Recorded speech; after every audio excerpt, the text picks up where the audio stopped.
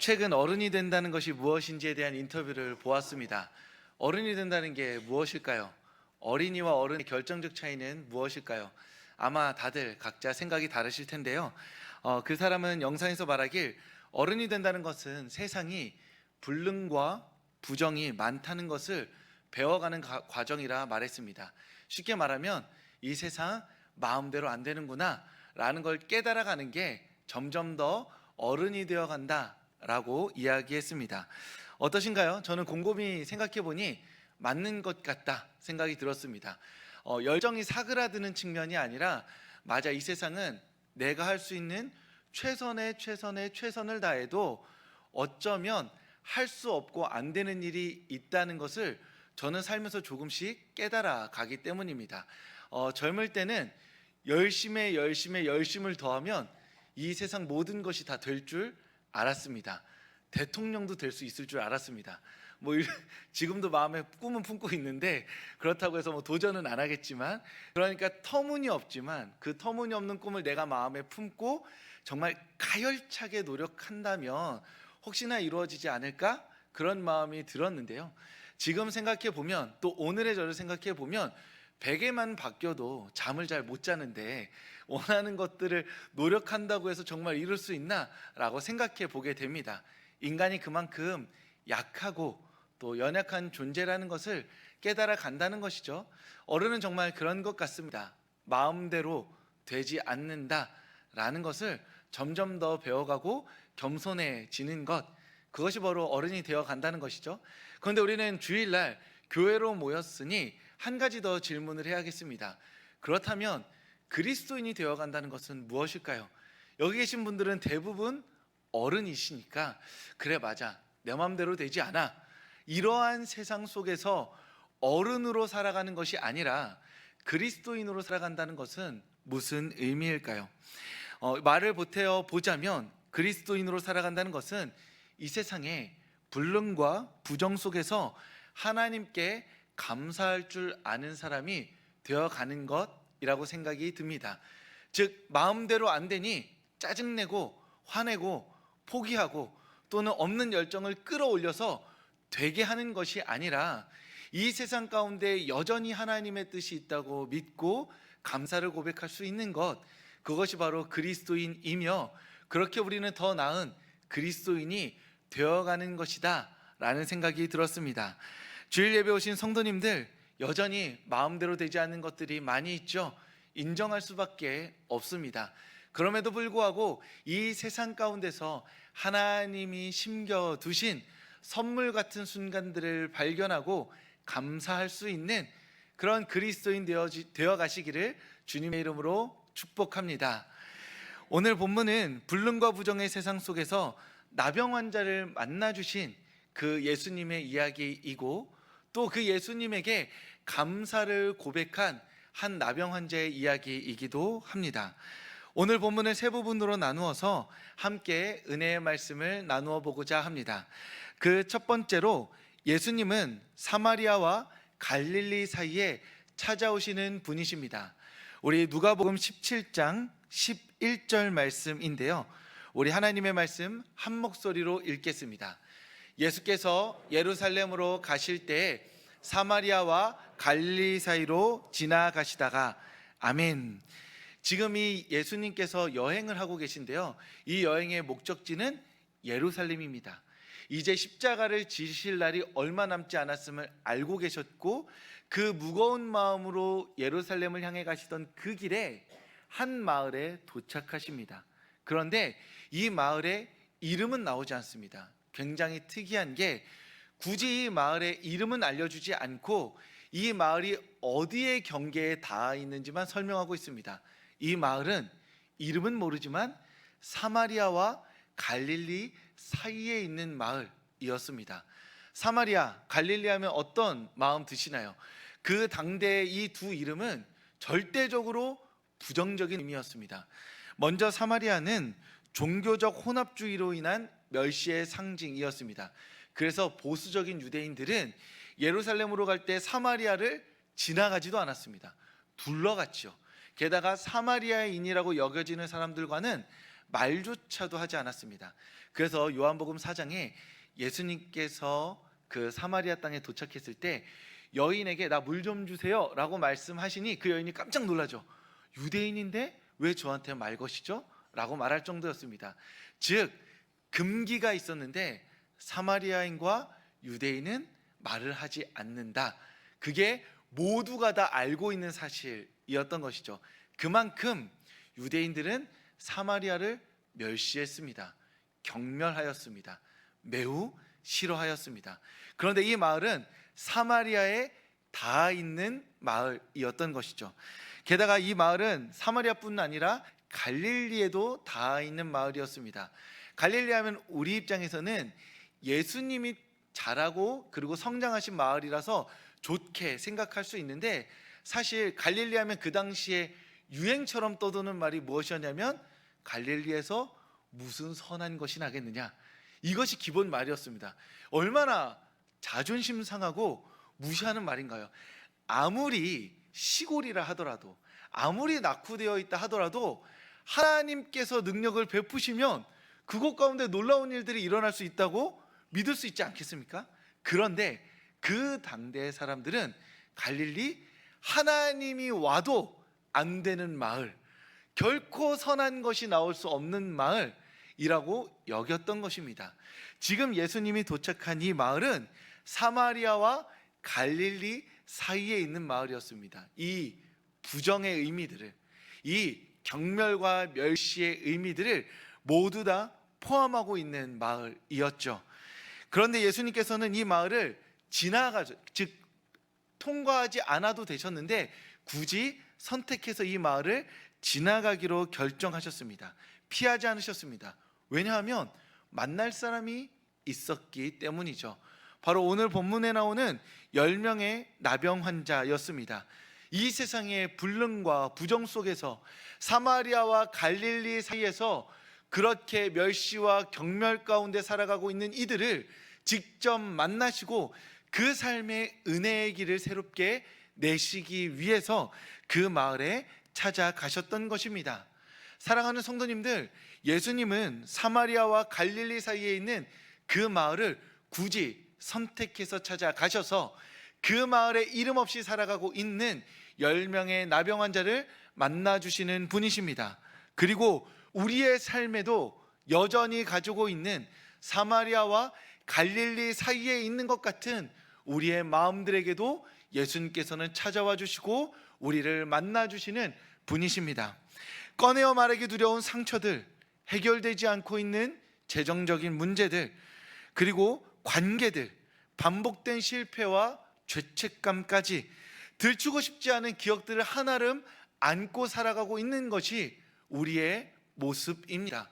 마치 아무렇지 않은 척 지금 이 자리에 모두 앉아 계시지만, 저도 아무렇지 않은 척 이 자리에서 설교하고 있지만 사실은 우리 마음 한켠에 결코 꺼내고 싶지 않은, 꺼내었을 때, 들켰을 때 너무나 부끄러워서 나 자신을 유지할 수 없을 것만 같은 기억들, 상처들 하나쯤 다 안고 살아가고 있는 것이 우리의 모습이기 때문입니다.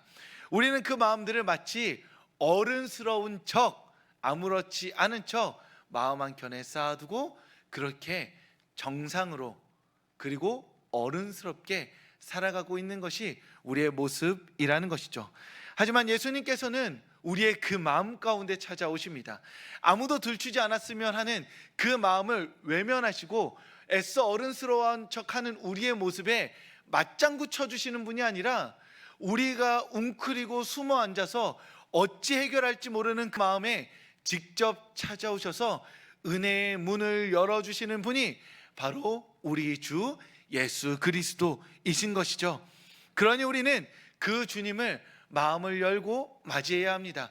이렇게 모두가 앉아있는 곳에서 제가 이런 상처가 있습니다, 주님 와주세요 라고 말하는 것이 아니라 사마리아와 갈릴리 사이의 마을에 찾아오시는 주님을 기대하면서 주님께 작은 목소리로 고백하는 것이죠. 주님, 사실 제 마음 한켠에 이런 마음이 있습니다. 누구에게도 꺼내지 못하는 상처가 있습니다. 그리고 관계의 문제, 재정적인 문제가 있습니다. 애써 외면하고 싶은데 주님께서 찾아오신다고 한다면 주님에게만 꺼내어 보고 싶습니다. 주님의 은혜가 이 감춰둔 마음에서 시작되기를 소망합니다. 그러한 마음으로 겸손히 주님께 우리의 마음을 꺼내어 드리는 성도님들 되실 수 있기를 주님의 이름으로 축복합니다. 그렇게 우리의 마음을 주께 꺼내어 드릴 때 예수님께서 우리의 마음 가운데 찾아오셔서 다시 한번 생명의 문을 여시고 은혜 가운데 우리를 인도하여 주실 줄 믿습니다. 오늘 본문을 통해 나눌 두 번째 은혜의 말씀은 예수님께서 긍휼을 바라는 우리의 기도에 응답하신다라는 것입니다. 오늘 본문 말씀 누가복음 17장 12절 말씀 함께 읽겠습니다. 한 마을에 들어가시니 예수를 만나 멀리 서서 아멘. 10명의 나병 환자들이 기다렸다는 듯 멀리 서서 예수님을 부르기 시작합니다. 그런데 여기에서 한 가지 이 설교 본문에 대해서 이야기하기 전에 짚고 넘어가야 할 게 있습니다. 성경에 나오는 나병은 오늘 우리가 의학적으로 설명하는 한센병이 아닙니다. 성경에 나오는 나병은 전염성이 있는 만성 피부질환 정도라고 말씀드릴 수 있습니다. 그래서 우리가 성경을 보면서 나병이 있고 우리가 세상에 살아가면서 한센병을 보며 저것이 성경에 나와 있는 나병이구나 하는 것은 성경적으로도 옳지 않고 하나님의 자녀로서의 올바른 태도도 아닙니다. 다만 성경에 나병으로 기록되어 있으니 오늘 설교 말씀 중에는 나병이라는 표현을 사용하고자 합니다. 아무튼 이 나병을 앓고 있는 10명의 나병 환자들이 예수님께 부르짖으며 기도하고 간구합니다. 그런데 이 나병이 주는 가장 큰 고통이 무엇이냐 하면 피부에서 오는 통증이 아닙니다. 왜냐하면 이 나병이 주는 피부 질환의 통증은 병마다 제각각이기 때문에 이 통증이 1에서 10 중에 모두 다 9라고 말할 수 없기 때문입니다. 진짜 나병이 주는 통증은 무엇이냐 하면 가족과 사회, 신앙 공동체로부터 겪게 되는 존재적인 추방이었습니다. 이 사람이 오늘까지 어떤 사람이었는지는 전혀 중요하지 않습니다. 제사장에게 가서 이 피부 질환이 전염성이 있어서 당신은 우리 공동체로부터 추방되고 격리되어진다 라는 말을 듣는 순간 내가 어떤 사람인지는 중요하지 않고 지금부터 나는 부정한 존재가 되어서 누구와도 말하지 않고 누구와도 접촉해서는 안 되는 존재가 되어버린다는 것이죠. 이것이 얼마나 큰 상실이고 아픔이었을지 상상할 수 없습니다. 내가 지금 자리에 앉아 있을 때까지는 하나님의 거룩한 백성이었는데 제사장이 선언하는 순간 입술을 가리고 숨어서 도망치며 나는 부정하다 하면서 도망치며 격리되어야 하는 존재가 되어버린다는 것이죠. 이 비참이, 이 슬픔이, 이름을 빼앗긴 상처가 이 나병 환자들에게 주어지는 가장 큰 고통이었던 것입니다. 그래서 오늘 본문 말씀에서도 이 나병 환자들은 예수님으로부터 멀리 떨어집니다. 왜요? 나의 더러움이, 나의 부정함이 예수님에게 옮아가서 예수님을 더럽게 만들까 봐 멀리 서서 외치기 시작합니다. 그 외침에 자신들의 간절한 마음을 담아 소리치는데 그것이 이것입니다. 우리를 불쌍히 여기소서. 이 말씀이 우리는 이상하게 여겨져야 됩니다. 왜냐하면 만성 피부질환으로 공동체에서 격리된 사람들이 예수님을 향해 한마디를 외쳐야 되면 뭐라고 외쳐야 될까요? 주님, 고쳐주세요. 씻어주세요. 깨끗게 해주세요. 즉 내가 가진 만성 질환에 초점을 맞춘 외침이 있어야 되는데 지금 이 나병 환자들은 나를 불쌍히 여겨달라고, 한 번만 불쌍히 여겨달라고 외치고 있는 겁니다. 왜일까요? 나병 환자들의 마음에는 자신들이 버려졌다는 그 정체성이 그 마음에 가득했기 때문입니다. 이 세상 어떠한 것으로도 끊을 수 없는 하나님의 사랑이 이 나병으로 말미암아 끊어졌다는 확신이 그 마음 가운데 있었던 것입니다. 하나님께서 하나님의 백성들을 머리털까지 세시는데 이 만성 피부 질환에 걸린 나의 머리털은 세시지 않는다는 그 확신이 그 격리된 상태에서 너무나 견고하게 마음에 쌓여 있었던 것입니다. 그래서 치유받고 싶은데, 분명히 나는 치유되고 싶은데 그 이전에 한마디를 외치라고 하면 불쌍히 여겨달라고. 하나님, 예수님, 저 정말 불쌍히 여김받을 만한 사람 맞죠? 저 정말 하나님의 사랑받는 자녀 맞죠? 비록 지금은 피부질환으로 격리되어 있지만 이 부정한 나도 사랑하시는 거 맞죠? 그러니 나를 한 번만 불쌍히 여겨 주셔서 내가 아직도 하나님의 사랑받는 자녀임을, 하나님께서 내 이름을 기억하고 계신다는 것을 깨닫게 하여 주시옵소서 라는 마음으로 이 한마디를 외친 겁니다. 주님, 우리를 불쌍히 여겨 주시옵소서. 우리의 기도에 담겨야 할 마음이 여기 있습니다. 우리가 기도할 때, 주님, 저 필요한 거 많이 있습니다. 저에게 결핍도 많이 있어요. 상처도 많이 있죠. 그래서 이러저러한 것들 다 채워주셨으면 좋겠습니다. 주님 능력 많으시잖아요. 우리가 추수감사절에 이렇게 풍성한 제물을 가지고 나왔습니다. 내년에도 이 풍성한 제물을 드릴 수 있도록 나의 삶에 은혜 더하여 주시옵소서 라고 주님께 기도하기 이전에 우리 기도의 근본에는, 주님, 나를 불쌍히 여겨 주시옵소서. 제가 삶을 반복해서 살아가니 주님의 사랑이 너무 흐릿한 것 같습니다. 제가 정말 주님의 사랑받는 자녀인지 잘 모르겠습니다.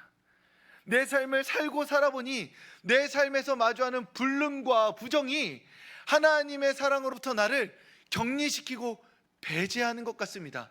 그런데 참으로 이상한 게, 하나님의 사랑을 경험한 지 언제인지조차 생각이 나지 않는데 제 마음은 아무렇지 않습니다. 그러니 주님, 우리를 불쌍히 여겨 주시옵소서. 하나님의 사랑으로부터 떨어져 있는데 떨어져 있는지조차 모르는 이 완악하게 굳어버린 마음 불쌍히 여겨 주시옵소서.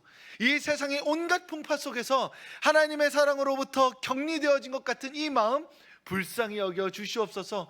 우리의 기도의 간구의 근본에는 바로 주님 앞에 불쌍히 여겨달라는 우리의 호소 짙은 그 기도가 있어야 한다는 것입니다.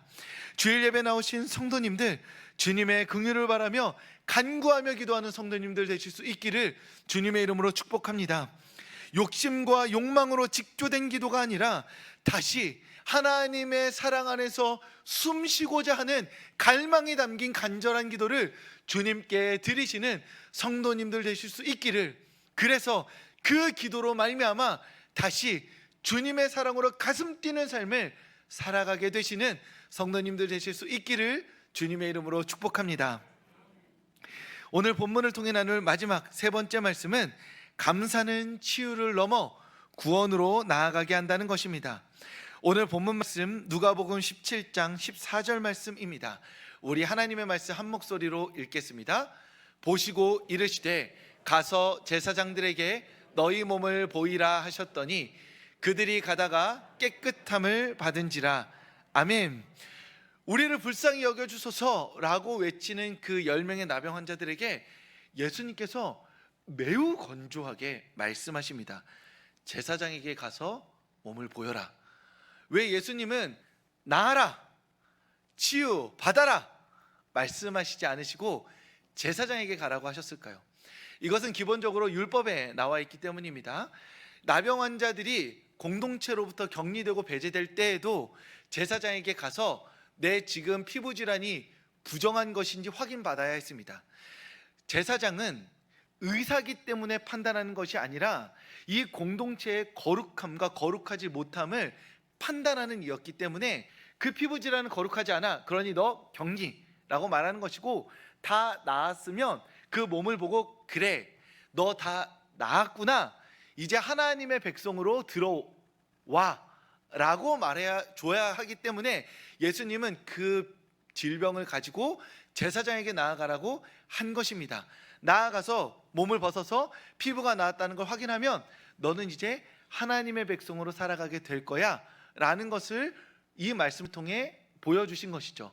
그들은 10명의 나병 환자는 치유받길 원했습니다. 당연히 그 마음이 있었죠. 그런데 그 치유받은 근간에 불쌍히 여김받기를 원해서 불쌍히 여겨달라 고백했던 것이죠. 이제 제사장에게 몸을 보이면 깨끗이 나았다는 걸 확인해서 하나님이 나를 치유해 주셨으니 나를 불쌍히 여겨주신다 라는 확신을 갖게 될 것입니다. 이들은 원하는 것을 얻은 것입니다. 그런데 이들의 특별한 믿음이 있었던 것은 무엇이냐면, 예수님께서 제사장에 가서 몸 보여라 라고 말할 때 나은 상태가 아니었습니다. 그런데 이들은 그 말을 듣자마자 너무 간절하니까, 정말로 꼭 낫고 싶으니까 2번 물어보지 않고 제사장을 향해 달려갑니다. 그만큼 낫고 싶었던 거예요. 지금 내 몸이 나았는지 안 나았는지 확인하는 게 중요한 게 아니라 일단 가라고 했으니까 가는 겁니다. 출발지와 목적지에서가 아니라 주님의 말씀을 믿고 다른 박지라는 그 순종의 시간에 주님의 기적적인 치유의 은혜가 임하였던 것입니다. 우리는 믿음 가운데 낫는 걸 확인하고 나아가는 것도 아니고, 낫는 것을 믿고 달려가는 그 순간에 주님의 역사가 우리 가운데 임할 줄 믿습니다. 그러니 우리는 날마다 주님께 순종하는 삶을 살아야 하는 것이죠. 주님, 제 인생에 딱 한 번 내일 아침에 제가 걸어 나갈 때 땅바닥에 있는 500원을 줍게 하시면 제가 주님의 살아계심을 믿겠습니다 하고 매일 아침마다 땅바닥에 있는 500원을 줍기를 기도하면서 주님의 살아계심을 판단하고 판단하지 않으면 하나님 만날 수 있을까요? 없을까요? 없죠. 500원을 주우면 어떤 생각이 들까요? 1,000원이라고 말할 걸. 사람 마음이 그렇다는 거예요. 우리가 하나님께서 나에게 일을 일어나게 하셔서 믿는 것이 아니라 주님께서 나에게 새로운 일을 하실 줄 믿고 오늘 주님께 순종의 발걸음을 내디딜 때 내딛는 발걸음마다 하나님의 은혜를 경험하게 된다는 것입니다.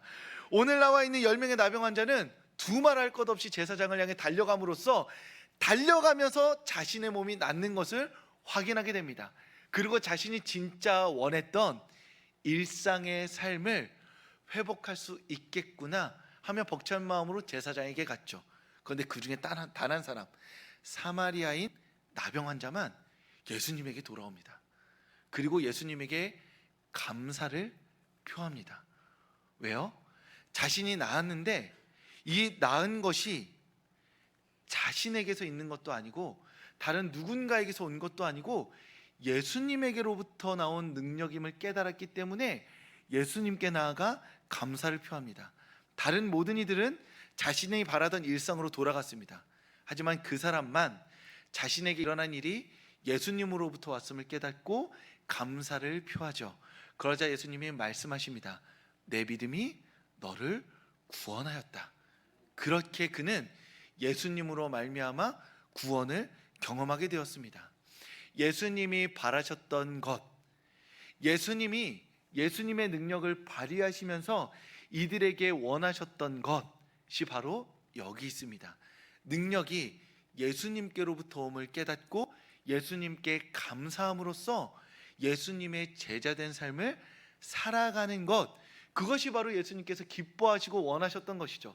그래서 돌아온 한 사람에게 구원받았다 말씀하신 것입니다.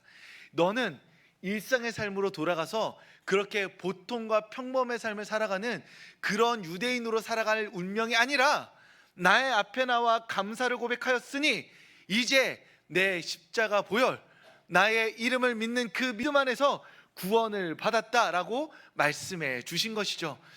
우리가 예수님에게 감사를 표할 때 예수님이 바라시는 것은 우리가 얼마나 예수님에게 고마워하느냐가 아닙니다. 우리 중에 고마움의 정도가 다 다르겠죠. 감기에서 나은 분과 큰 질병에서 나은 분이 예수님에게 고마워하는 정도는 다를 수밖에 없습니다. 예수님은 가만히 앉아서 자 1번 너 고마움 정도 3 조금 아쉽다 내년에 분발해라. 2번 너 고마움 정도 10 박수 목걸이 걸어주면서 너 예수 그리스도 안에서 너 구원받았다 목걸이 걸어주고 자 가라. 그리고 너 7 조금 더 노력해라. 이렇게 고마움의 정도로 바라시는 것이 아니라 주님께서 베풀어 주신 은혜 감사를 가지고 나와서 나의 삶을 주께 기꺼이 드리기 원하는 그 모습을 바라신다는 것이죠. 우리는 이 자리에 나와서 주님 감사합니다 라고 말하고 뒤를 돌아가는데 주님께서 원하시는 것은 그래 너의 인생에 베풀어진 모든 것이 나로부터 나왔음을 깨달아서 감사한다면 이제 너의 삶을 나에게 바쳐라. 너의 삶을 나를 위해 사용해라. 그렇게 감사를 완성하라 라고 주님께서 말씀해 주고 계신 것입니다. 그러니 이 추수감사주일 이 예배에 나오신 성도님들, 우리 한 해간 주님께서 우리에게 베풀어 주신 그 놀라운 은혜들을 감사하며 이 자리에 나오신 줄 믿습니다. 그런데 감사를 드리며 고마워하는 것에서 그치는 것이 아니라 주님께 함께 기도하면서 주님, 모든 것이 주님께로부터 왔습니다. 감사합니다. 그러니 이제 저의 삶을 받아주시옵소서. 주님의 제물이 되어서 2026년 한 해는 주님께서 나에게 주신 남은 삶은 주의 사람으로 살아가겠습니다. 그래서 일평생 감사를 고백하며 감사 가운데 나를 드리는 그 구원의 은혜를 경험하며 살아가게 하여 주시옵소서라고 이 추수감사 주일에 감사와 함께 우리의 삶을 가감없이 주께 맡겨드리는 성도님들 되실 수 있기를 주님의 이름으로 축복합니다.